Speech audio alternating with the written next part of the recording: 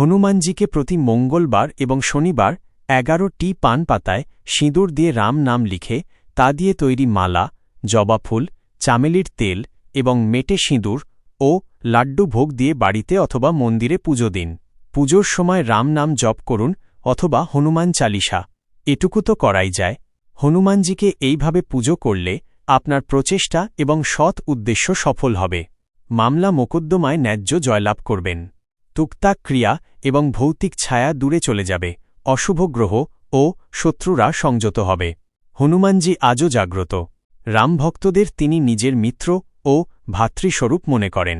হনুমানজি এবং ভগবান শ্রীকৃষ্ণকে প্রণাম জানিয়ে এবারে আজকের 10ই এপ্রিল 2026-এর রাশিফল শুরু করছি। আমি শ্রী সুশান্ত, কলকাতার বিরাটির নবগ্রহ জ্যোতিষ কার্যালয় থেকে বলছি। আমাকে সাবস্ক্রাইব বা ফলো করে রাখুন প্রতিদিন রাশিফল এবং জ্যোতিষ জ্ঞানমূলক তথ্য পাওয়ার জন্য। আর আমার ফোন নাম্বারটাও সেভ করে রেখে দিন, কারো কাজে লাগতে পারে। এবারে মেষ রাশির রাশিফল বলছি। আজ গুরুত্বপূর্ণ আলোচনা হতে পারে। সঠিকভাবে কথা বললে লাভের পথ খুলবে। বৃষ রাশি। হঠাৎ কোনো খরচ সামনে আসতে পারে, পরিকল্পনা করে চলা দরকার। মিথুন রাশি। কাজের চাপ বাড়তে পারে, সময় ম্যানেজমেন্ট ঠিক রাখলে সামলে নিতে পারবেন। কর্কট রাশি। সম্পর্কে আবেগ বেশি কাজ করবে, সিদ্ধান্ত নেওয়ার আগে ভেবে নেওয়া ভালো। সিংহ রাশি। শরীর বিশ্রাম চাইছে, অতিরিক্ত পরিশ্রম এড়িয়ে চলা উচিত। কন্যা রাশি। কেউ আড়ালে থেকে বিরোধিতা করতে পারে, সতর্ক থাকাই বুদ্ধিমানের কাজ। তুলা রাশি।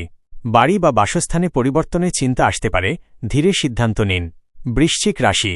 আইনি বা জটিল বিষয়ে কিছুটা চাপ বাড়তে পারে, কাগজপত্র ভালোভাবে দেখুন।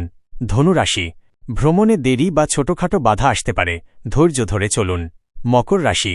নতুন আয়ের উৎস নিয়ে ভাবনা আসবে, পরিকল্পনা করে চললে ফল পাবেন।